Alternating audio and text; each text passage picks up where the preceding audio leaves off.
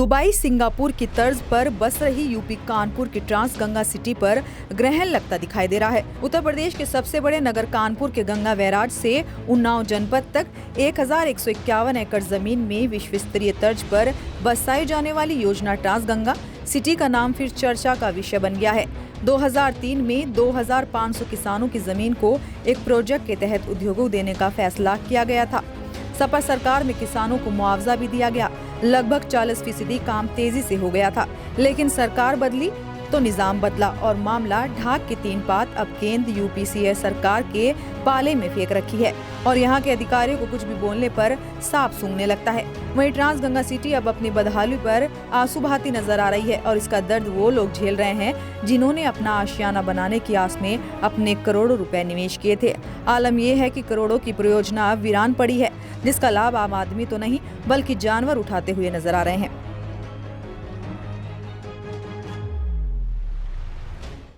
मैंने यूपीएसआईडीसी से यहाँ ट्रांस गंगा सिटी स्कीम में एक रेजिडेंशियल प्लाट का आवंटन कराया था और लगभग 3 साल हो गए यहाँ पर कोई काम नहीं हो रहा है और हमारा करीब 200 वर्ग मीटर का प्लाट था। मैंने करीब 38 लाख रुपए इनको दे रखा है और कोई विकास का काम नहीं हो रहा है। सारी इनकी योजना ये ठप है, तो हम अपने आप को बहुत ठगा हुआ महसूस कर रहे हैं। गवर्नमेंट अधिकारियों से मिले हैं, अधिकारी कहते हैं शासन स्तर पर बात करिए, कोई इस योजना के बारे में बात करने को तैयार नहीं है। सतीश महाना जी से 2 बार मीटिंग हुई। सतीश महाना जी ने आश्वासन दिया है कि डीएम उन्नाव के साथ मीटिंग रखकर आप लोगों की समस्याओं को सुलझाया जाएगा। अपनी जमीन इस योजना के लिए कुर्बान करने वाले किसानों की माने तो उन्हें 4 किश्तों में पूरा मुआवजा मिलना था, लेकिन उन्हें केवल एक ही किश्त मिली है, जिसके चलते आक्रोशित किसान आंदोलन पर बैठ गए हैं और प्रशासन को उग्र आंदोलन करने की चेतावनी दे रहे हैं। हम लोगों की ज़मीन यूपीएसआईडीसी ने गलत तरीके से ले ली है।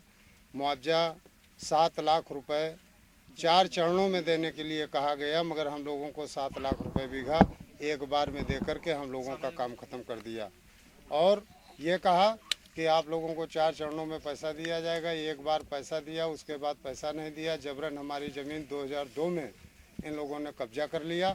आज तलक 2014 में पूरी तरीके से कब्जा किया। एक्वायरमेंट 2002 में किया था इन लोगों ने। हम लोग सर बेरोजगार हो गए। हम लोगों के साथ कोई न्याय नहीं करने वाला, ना मंत्री जी ने ध्यान दिया, ना कभी विधायक जी ने ध्यान दिया। केवल हम लोगों को लॉलीपॉप दिया जा रहा है कि हाँ निर्णय हम लोग आपका कराएंगे। ये जब तक का हमारा न्याय नहीं हो जाएगा। इस हाईटेक ट्रांस गंगा सिटी पर लगे ग्रहण के बारे में जब नेशन वन की टीम यूपीएसआईडी के संयुक्त प्रबंध निदेशक के पास पहुंची तो उन्होंने कैमरे पर कुछ भी बोलने से साफ इनकार कर दिया। सर 2-3 चक्कर लग चुके हैं हमारे एक बाइट के लिए। जरूरत क्या है यार, बाइट क्यों लेना चाह रहे हो? भाई इलेक्ट्रॉनिक चैनल में बाइट तो लेंगे ही ना, बगैर किस बात के लिए? तो आप इशू बताओ ना, आप इशू बताओ। इशू वह यही था ट्रांस गंगा सिटी वाला, क्या चल रहा है उसी पे। हाँ, तो इसके लिए हम देंगे आपको बाइट, लेकिन अभी नहीं, पूरी तैयारी के साथ। इशू बता दो, हम उसकी तैयारी कर लें, तुम्हें बता देंगे।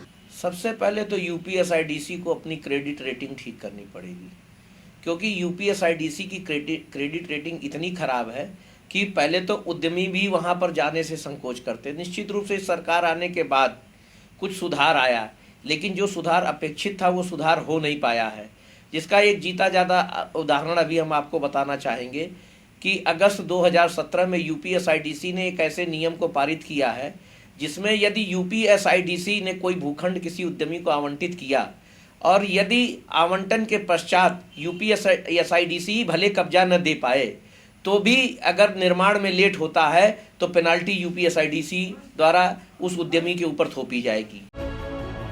कानपुर से आरिफ मोहम्मद की रिपोर्ट।